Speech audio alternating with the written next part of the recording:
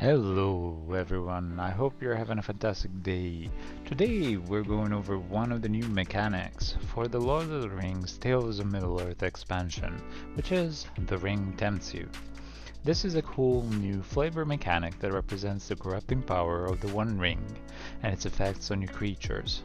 So, without further ado, what happens when the One Ring tempts you? Firstly, the ring is a command zone card effect, which means that it stays outside of your deck as an emblem, and you as a player have this set of abilities when certain conditions have been met. This means that, similar to venturing in a dungeon effects, ring tempting effects are applied to your side of the battlefield when specific steps have been accomplished. The ring bearer creature gains a unique ability with every tempting occurrence. For every instance of tempting, the player has the option to switch the ring bearer. The ring tempting creates an emblem with up to 4 abilities. Each of these abilities affects only the ring bearer creature you've selected on your side of the battlefield. Now each time the ring tempts you, two things happen. Firstly, you have to choose a creature you control to become your ring bearer. Now if you already have a ring bearer, you may choose to have that creature remain your ring bearer, or you may choose another creature you control to become a new one. Remember that if you have any creature on the battlefield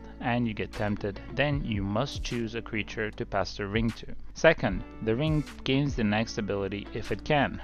Once the ring has reached its full power, it will not acquire any additional abilities. Now the ring gains its next ability even if you don't control any creatures. Also, once it has all 4 abilities, the ring can still tempt you and you can change ring bearers, but no new abilities will be gained, and no old ones will be lost. Now, if we look at the catalog provided in the packs or in the sealed products, it explains the generic rules of the One Ring tempting you on the back of the card, and then the front has the abilities that each tempting step will provide.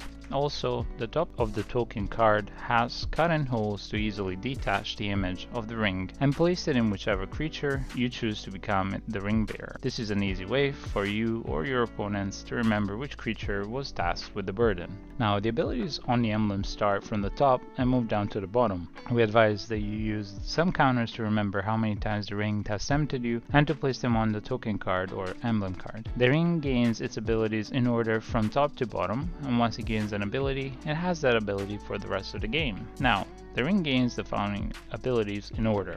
Firstly, which is the default ability, your ring bearer becomes legendary and can't be blocked by creatures with greater power. If the creature is already legendary, nothing changes. The next ability states that whenever your ring bearer attacks, draw a card, then discard a card.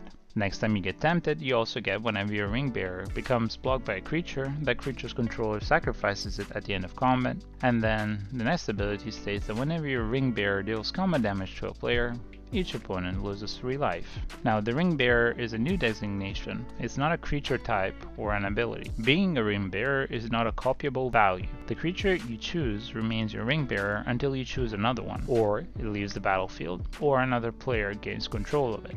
Every player possesses their unique ring bearer and ring. It is impossible to have more than one ring bearer. Spells and abilities can refer to your ring bearer. In fact, the ring itself has abilities that affect your ring bearer. Once you've chosen your bearer, it immediately becomes legendary and can't be blocked by creatures with greater power. The other abilities of the ring can offer you a significant advantage in combat on your side of the board. Every time a tempting happens, you have to select a creature though. It can be the same as that creature, but the reselection happens each time. Many other cards in the set can refer to your ring bearer and can affect it. Some abilities trigger when the ring tempts you. Now, these abilities will trigger if the ring tempts you even if you couldn't choose a ring bearer because you didn't control any creatures. But remember, if you do control at least a creature and the ring tempts you, that creature must then become the bearer. Some of these abilities have a requirement that they can only be triggered if you select certain creatures as your ring bearer. If you haven't, those abilities won't trigger. Now here, let's have a look at a few more technical rulings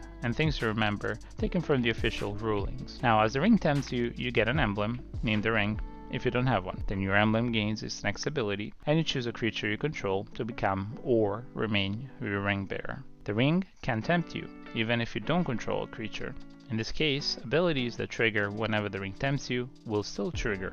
If the creature you chose as your ring bearer was already your ring bearer, that still counts as choosing the creature as your ring bearer for the purpose of abilities that trigger whenever you choose a creature as your ring bearer, or abilities that take care of about which creature was chosen as your ring bearer. Each time the ring tempts you, you must choose a creature if you control one. Each player can have only one emblem named the ring and only one ring bearer at a time. Some spells and abilities that cause the ring to tempt you may require targets. If each target chosen is an illegal target as a spell or ability tries to resolve, then it won't resolve and the ring will not tempt you. So this was it for our guide. We hope to see you next time, and we hope you've enjoyed this video. Make sure to like, thumbs up, and sub to the channel. It helps us a lot. We'll be making more guides and unboxing all the products for the set, so stay tuned to the channel and make sure to check out the other videos. Until then, be good, be kind, and we'll see you in the next one. Bye!